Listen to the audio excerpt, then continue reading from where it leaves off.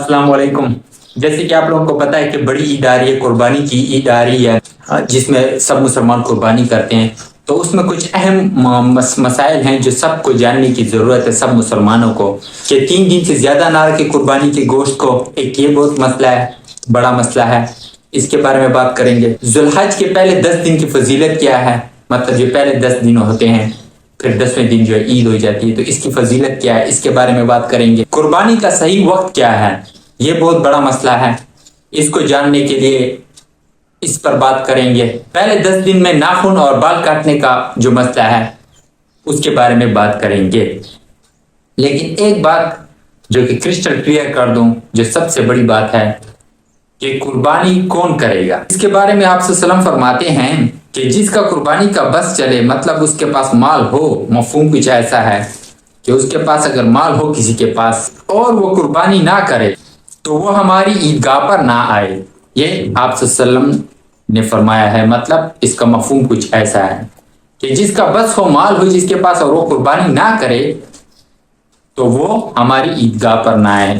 تو یہ بہت بڑی اور سخت وعید ہے، اس لیے اگر جس کسی کے پاس بھی مال ہو وہ قربانی ضرور کرے۔ تو سب سے پہلے چلتے ہیں کہ جو ذو الحج کا مہینہ ہے، اس کے پہلے 10 دن کی کیا فضیلت ہے۔ قربانی کا مہینہ جس کو ذو الحج کہتے ہیں، اس کے پہلے 10 دن کی بہت زیادہ فضیلت ہے۔ اس میں عبادات کرنا اور نیک عمل کرنے کا بہت زیادہ ثواب اور اجر ملتا ہے۔ بخاری شریف کی حدیث 969 ہے کہ the prophet said, "No good deeds done on the other days are superior to those done on these first 10 days of Dhul Hajj." He replied, "No, even jihad, except that a man who does it by putting himself and his property in danger for Allah's sake and does not return." جس کا مطلب کچھ یوں ہے کہ رسول صلی اللہ علیہ وسلم نے اس 10 دن کی فضیلت بیان کی کہ ان 10 دنوں میں عمل جو ثواب ہے، اس طرح دوسرے دنوں کا سال میں عمل کرنے کا ثواب نہیں۔ یہ فضیلت ان دنوں کی اتنی بیان کی رسول صلی اللہ علیہ وسلم نے کہ ایک صحابی کھڑے ہوئے اور پوچھا، کیا جہاد سے بھی زیادہ ہے اس کی فضیلت؟ تو رسول صلی اللہ علیہ وسلم نے فرمایا، جی ہاں، مگر اس بندے سے علاوہ جو کہ اللہ کی راہ میں اپنے مال کے ساتھ، اپنی جان کے ساتھ نکلے اور شہید ہو جائے۔ اس کے علاوہ ذو الحج کے 10 دنوں میں جو اعمال ہوتے ہیں ان کا سب سے زیادہ فضیلت ہے، سوائے اس بندے کے جو کہ جہاد میں نکلا ہو اور شہید ہو جائے۔ تو اس میں نفل عبادات ان 10 دنوں میں پڑھنا، نمازیں پڑھنا، قرآن کی تلاوت کرنا، قرآن کو خود ترجمے کے ساتھ پڑھنا اور دوسروں کو بھی سکھانا، خود بھی سیکھنا اور اس پر عمل کرنے کا بہت زیادہ اجر اور ثواب ملتا ہے۔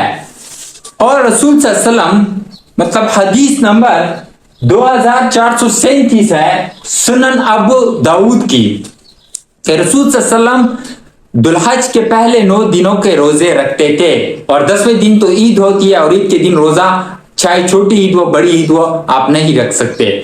ان 9 دنوں میں رسول صلی اللہ علیہ وسلم روزہ رکھتے تھے، اور ان روزوں میں 9 دن کے روزے میں اسپیشلی رسول صلی اللہ علیہ وسلم نے 9ویں دن کا روزہ، جس کو یوم عرفہ کہتے ہیں، اس کا اسپیشلی سے ذکر کیا ہے، جو کہ حدیث نمبر 2746 صحیح مسلم میں، کہ فاسٹنگ آن ڈے آف عاشورہ میں ایکسپائٹ دی سن آف دی پریزائڈنگ ایئر، کہ آپ صلی اللہ علیہ وسلم نے یوم عرفہ کے دن روزہ رکھنے کے بارے میں کہا کہ جو اس دن روزہ رکھے گا اس کے صغیرہ گناہ جو کہ پچھلے سال کے اور اس سال کے جو ہے معاف کر دیے جائیں گے۔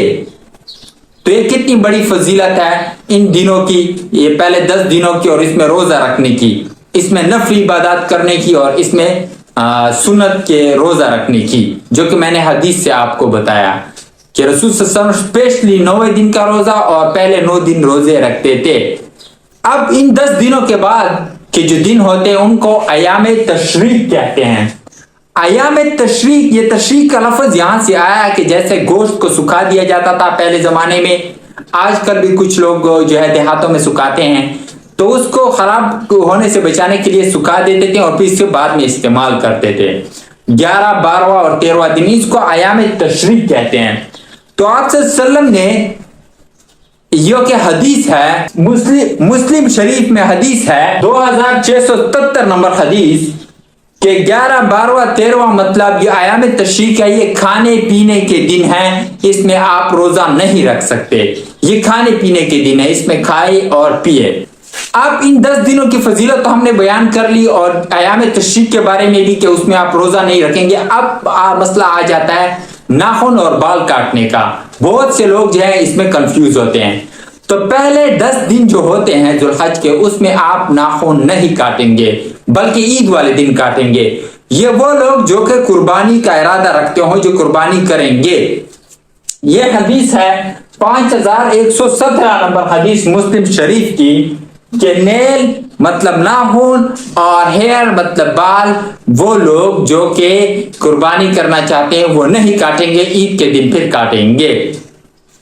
اس کے بعد جو کہ سنن ابو داؤد کی حدیث ہے کہ جو قربانی نہیں بھی رکھتے، اگر وہ بھی ایسا کریں گے کہ ناخن اور بال نہیں کاٹیں گے اور عید کے دن پھر کاٹیں گے، پہلے 10 دن نہیں کاٹیں گے، تو ان کو بھی برابر کا ثواب ملے گا جو لوگ کہ قربانی کر رہے ہیں۔ مطلب قربانی والوں کے ساتھ ان کو بھی اتنا ہی ثواب ملے گا جتنا قربانی والوں کو ملے گا اگر وہ بھی یہ عمل کرتے ہیں کہ ناخن اور بال نہیں کاٹتے اور 10ویں دن کاٹیں گے پھر جب عید ہوگی۔ ناخن کے بعد اور بال کاٹنے کا مسئلے کے بعد بیان کریں گے کہ تکبیرات۔ جی ہاں، یہ بھی ایک بہت بڑا مسئلہ ہے۔ کچھ لوگ اس کو نیچی آواز سے پڑھتے ہیں، کچھ اونچی آواز سے پڑھتے ہیں۔ یہ بھی آپ کو بتاتا چلوں کہ تکبیرات اور مختلف قسم کی تکبیرات لوگ پڑھتے ہیں، لیکن ہم جو عام طور پر پڑھتے ہیں وہ یہ والی ہے: اللہ اکبر، اللہ اکبر، لا الہ الا اللہ، واللہ اکبر، اللہ اکبر وللہ الحمد۔ اس کے بارے میں بتاتا چلوں کہ اس میں تکبیر، توحید، حمد، تعریف مطلب اللہ کی، یہ جب تینوں شامل ہو جائے تو آپ کی تکبیر ہو جاتی ہے۔ یہ فرض ہے اس میں کہ آپ تکبیر کریں، توحید اللہ کی گواہی دیں کہ ایک ہے، اور حمد تعریف کریں، جو کہ اس جو میں نے ابھی پڑھی اس میں آ جاتی ہیں ساری۔ تو اور ایک بار تو اونچی آواز سے آپ کو پڑھنی ہوگی جب آپ پڑھ رہے ہوں گے، باقی آپ نیچی آواز سے بھی، کم آواز سے بھی پڑھ سکتے ہیں۔ اور خیال رکھیں نمازیوں کا، اگر کوئی سنت جو ہے نماز کے بعد پڑھ رہا ہے تو مطلب اتنی اونچی آواز نہ دے، یہ پھر آپ خود ہی ہوشیار ہیں، اتنا رکھیں کہ بس سنائی دے، زیادہ شور بھی نہ کریں۔ اب اس کا ایک اور بات آ جاتی ہے کہ قربانی کا صحیح وقت کیا ہے۔ دیہاتوں میں زیادہ تر لوگ جو ہے قربانی جو ہے عید گاہیں ہوتی نہیں ہے تو قربانی جو ہے وہ پہلے سے کر دیتے ہیں، ٹائم سے پہلے۔ تو اس کا صحیح وقت یہ ہے کہ قربانی نبی صلی اللہ علیہ وسلم کے دور میں کسی نے عید کی نماز سے پہلے، جو خطبے سے پہلے جو قربانی کر دی، تو نبی صلی اللہ علیہ وسلم نے انہیں کہا کہ یہ قربانی دوبارہ کریں، یہ قربانی آپ کی نہیں ہوئی۔ آپ صلی اللہ علیہ وسلم نے فرمایا کہ جس نے عید کی نماز سے پہلے قربانی کی وہ اس نے اللہ کے لیے نہیں کی، وہ اس نے اپنے لیے کی ہے۔ تو یہ آپ کی قربانی غلط ہوگی اگر آپ عید کی نماز سے پہلے قربانی کر دیتے ہیں، جانور کو ذبح کر دیتے ہیں۔ اب ایک اور مسئلہ آ جاتا ہے کہ قربانی کا گوشت کتنے دن تک کھایا جا سکتا ہے، کہ قربانی کا گوشت جو ہے 3 دن تک کھاؤ، اس کے بعد مت کھاؤ۔ یہ بھی حدیث ہے، بات جو غریبوں میں تقسیم کر دو۔ لیکن اس میں ایک اور بات بھی ہے قربانی کے گوشت کو کھانے کے بارے میں کہ 3 دن سے زیادہ مت کھاؤ۔ کہ بخاری شریف حدیث نمبر 5569 ہے، صحابہ نے جب پہلے سال نبی صلی اللہ علیہ وسلم نے یہ فرمایا کہ 3 دن کے بعد جو ہے 3 دن سے زیادہ مت کھاؤ قربانی کا گوشت، اس کے بعد غریبوں میں تقسیم کر دو۔ تو دوسرے سال جب ہوا، جب یہ نبی صلی اللہ علیہ وسلم نے جس سال فرمایا اس کے دوسرے سال صحابہ نے پوچھا دوبارہ کہ ہم وہی کام کریں کہ قربانی کا گوشت جو ہے 3 دن تک رکھے، اس کے بعد نہ رکھے اور تقسیم کر دے؟ تو نبی صلی اللہ علیہ وسلم نے انہیں کہا کہ نہیں، آپ خود بھی کھاؤ، دوسروں کو بھی کھلاؤ اور جمع بھی کرو۔ مطلب یہ کہ نبی صلی اللہ علیہ وسلم نے پھر بعد میں اس کا پورا جو ہے وجہ بھی بتائی کہ پہلے سال اس لیے میں نے کہا تھا کہ جو ہے قربانی کا گوشت جو 3 دن سے زیادہ نہ کھاؤ اور مطلب جمع نہ کرو، وہ اس لیے کہ اس سال جو تنگی بہت زیادہ تھی جس کی وجہ سے میں نے یہ کہا تھا۔ اس سال جو اللہ نے ہمیں دے دیا ہے بہت سارا، تو اس لیے قربانی کا گوشت جو ہے وہ تقسیم بھی کرو، خود بھی کھاؤ، دوسروں کو بھی کھلاؤ اور جمع بھی کر لو، جو کہ اس سے ظاہر ہوتا ہے کہ آپ 3 دن سے زیادہ کھا سکتے ہیں، کیونکہ نبی صلی اللہ علیہ وسلم نے دوسرے سال یہ صحابہ سے کیا کیا تھا تو آپ 3 دن سے زیادہ جمع کر کے اسے کھا سکتے ہیں. تو شکریہ.